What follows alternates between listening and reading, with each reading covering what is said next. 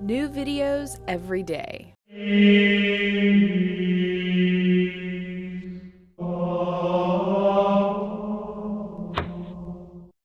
I like to know things.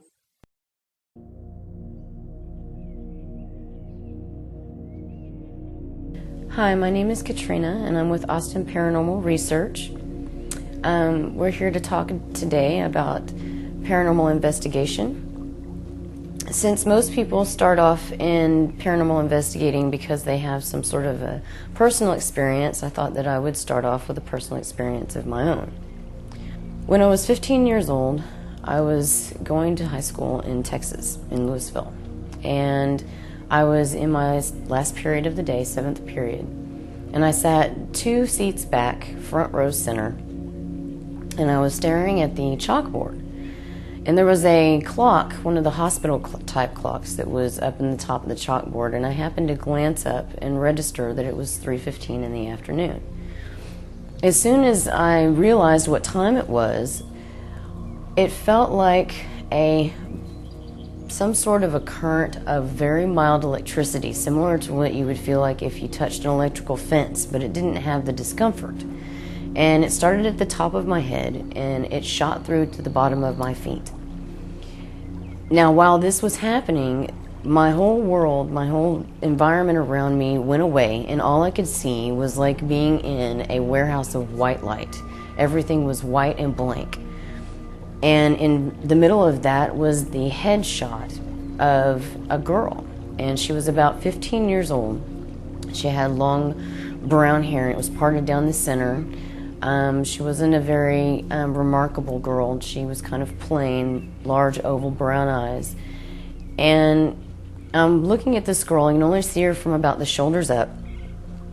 And at the same time that this is happening, she's talking to me. And she says, "I'm really upset and I'm very angry because my life ended so soon. But I just wanted you to know that I'm not angry with you." And as soon as I got all this information, I snapped back out of it. I was sitting back in my chair and I'm looking around, and no one had noticed. Over the course of about 3 weeks, my broom in my room only became active. In other words, strange things started to happen. I would hear footsteps outside my bedroom window, which was gravel. We had a Mexican courtyard that connected to the front of our house, and it's very obvious when footsteps are being stepped outside. You can hear them real plainly. And I would hear steps walking back and forth on more than one occasion in front of my house, to where I would wake my parents up and say, "Someone has broken into the courtyard." I would get my parents up, and they would walk around, and there would never be anybody there. In the meantime, my cat is hissing at walls, and I would wake up a couple of times. I woke up and she would be laying on my chest, and she would be growling, protecting me from something I couldn't see. So I knew something was going on that wasn't right. I wasn't for sure if it was her, but I kind of made that connection, because here, one minute everything's normal in my home, the next minute it's definitely not. Well, on the last occurrence of activity, I woke up in the middle of the night almost like I had been kind of jolted awake, and I looked over at the clock, and it was 3:15 in the morning. My bed set up against the wall that was the same side as my door frame, and on the door, which was shut, was an elongated mirror that my parents had put up for me.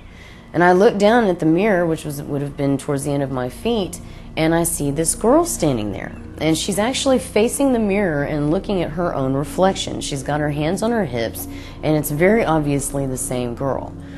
And I'm staring at her, and she's staring at herself, or at least what I believe that she was looking at herself. And she slowly turned around and looked at me, and then she was gone. The interesting thing, about 15 years later, I was on the internet, and I had joined a Texas ghost group that wasn't APR, it was a different one, and there just happened to have been, coincidentally, a girl or a woman that was talking about her and her little brother going to the same high school that I went to. And she's telling the story of her brother seeing a young girl walking in the hallway of high school that he knew was a ghost. I guess she wasn't completely solid, because he knew that she was spiritual. And he described her identically to the same girl that had followed me home from the same school, only there was about 10 years of difference between. He didn't go to school when I went to school.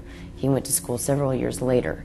It totally changed my perspective of reality, because now I knew that while our everyday life is going on busy as usual, there's a whole nother reality involved in this environment that we don't even realize is going on until we have these types of phenomena happen to us personally. Because after all, you can be told a million stories, you can be handed all the evidence in the world. A skeptic is never going to believe it until they actually experience it for themselves so profoundly that there's nothing they can lay it off onto. And this is what happened to me. I'd had other experiences as a younger child that we can get into later that kind of built up to that. But I would definitely say of that one particular experience has proven to me among all experiences that there's something else going on, and we need to research that. We need to study it. We need to realize that there's a key to our lives that is very important, that we have shut out through for all different types of reasons, because people have had these experiences since consciousness was created. And basically that's what I'm doing now, is I'm going out there and I'm using scientific techniques in controlled environments to be able to produce these results as proof that the paranormal world is existing simultaneously with our own. Now, a lot of people believe that paranormal investigators will just believe that anything is paranormal. Say someone calls us up and we go out there, and even if there's nothing, we will find something and claim that that it's ghosts. That's not true at all. Case in point, we went out to a cemetery, actually I did by myself, and took some pictures. I also love to take pictures of old tombstones and things like that, so I was out there taking some beautiful shots and happened to get a picture of what looked very much to me like a full-blown apparition standing in the back of the cemetery leaning over a grave. I was ecstatic. So I marched off, me and my partner Kelly. We took off for Fredericksburg, which is where we were I'd taken the pictures, and got out there, and it turned out that it was a statue of a priest kneeling over a grave, and it was only about 2 feet tall. Hence why I thought that it was all the way back in the back of the cemetery. So we're going to try and collaborate any evidence that we have, especially when it's as astonishing as, say, a full-blown apparition. We don't just claim that anything out there is going to be ghostly, because honestly, 50 to 75% and higher is something environmental. Very rarely are you going to really get on true evidence of paranormal activities. My belief is if you don't believe it, you're never going to see it, or you're always going to try and blame it off to being sometimes up into the more ridiculous than even it being a ghost. You know, I had a paranormal thing happened to me when I was about 13 years old that was completely unexplainable, and I went to my 6th grade teacher, who told me that a cave had collapsed underneath my house, which is ridiculous, but people will go to great extents to try and prove that it's anything other than what it is.